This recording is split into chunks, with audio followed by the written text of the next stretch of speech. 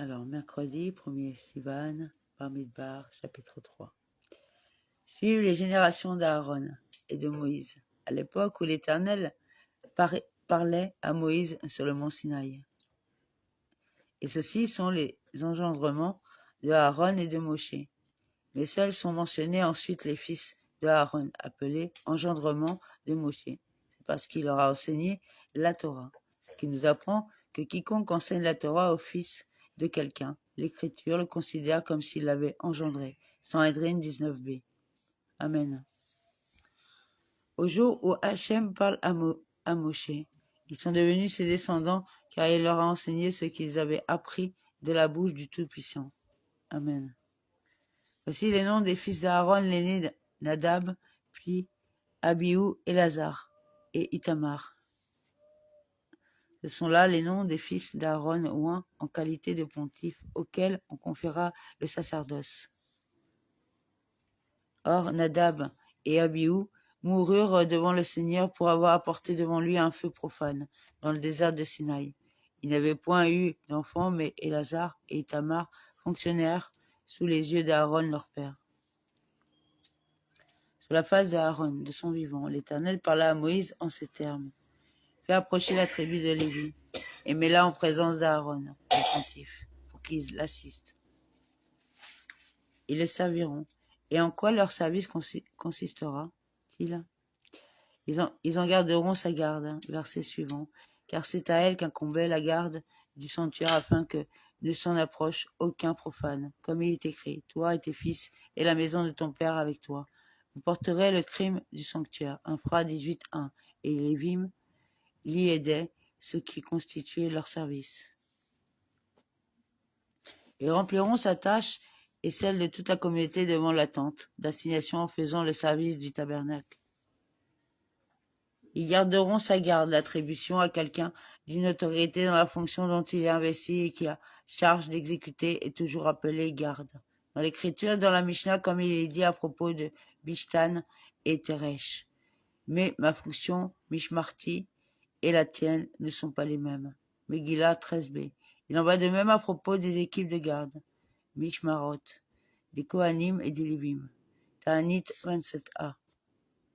Ils auront la garde de tous les ustensiles de la tente d'assignation et feront l'office des enfants d'Israël en s'occupant du service du tabernacle. Et la garde des fils d'Israël. Ils étaient tous investis de la mission de s'occuper du sanctuaire, sauf que les Lévi'im les remplacèrent par procuration. C'est pourquoi ils percevaient d'eux les Maasrot à titre de rétribution, comme il est écrit, car il est un salaire pour vous en échange de votre service. Infra 18.31. Tu adjoindras donc les Lévites à Aaron et à ses fils. Ils lui seront donnés comme adjoints entre les enfants d'Israël. Ils lui sont donnés comme aide de la part des fils d'Israël, comme du milieu des fils d'Israël, c'est-à-dire qu'ils ont été séparés en vertu d'un décret divin. Du reste de l'assemblée, c'est lui qui les leur a donnés. Comme il est écrit, j'ai donné aux Lévi'im, donné à Aaron et à ses fils. Infra 8.19. Pour Aaron et ses fils recommande leur de veiller sur leur ministère, le profane qui prendrait part serait frappé de mort. Et tu désigneras Aaron et ses fils, dans le sens de donner une mission, et non celui d'attribuer une autorité. Ils garderont leur pontificat, la réception du sang, l'aspersion, la fumigation et les autres tâches confiées aux Kohanim. L'Éternel parla à Moïse en ces termes. Moi, même, en effet, j'ai appris les Lévites entre les enfants d'Israël en échange de tous les premiers, nés prémices de la maternité des enfants d'Israël. Les Lévites sont donc à moi. Et moi, voici que j'ai pris. Et moi, du quel droit les ai-je pris? Du milieu des fils d'Israël, c'est afin qu'Israël les engage pour me servir. Je les ai acquis par le truchement des premiers-nés à la place desquels je les ai pris. Car c'est aux premiers-nés qu'incombait le service. Mais ils sont devenus inaptes lorsqu'ils ont péché avec le veau d'or. Tandis que les Lévi'im, qui n'avaient pas adoré d'idole, ont été choisis à leur place.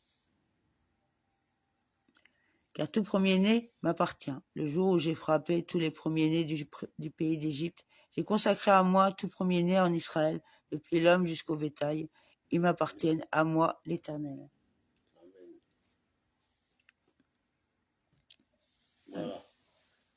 Alors, je ne sais pas si vous avez remarqué, mais ce soir, tous ceux qui voient la lune, là, allez la voir, viens voir la lune. Excusez-nous, hein, mais on va rester sur le texte et on va finir. Parce que ce soir, il y a vraiment quelque chose d'exceptionnel. On va dire que, regarde la lune, on va dire qu'elle est grise. Voilà, parce que le peu de croissance de lune qui est blanc éclaire légèrement le reste de la lune. Mais vraiment légèrement, c'est-à-dire que d'habitude, on voit que le croissant de lune et on ne voit pas une définition de la lune complète derrière, autour. Tandis que là, ce soir, on voit le croissant de lune avec toute la définition de la lune. Regarde. C'est vraiment exceptionnel.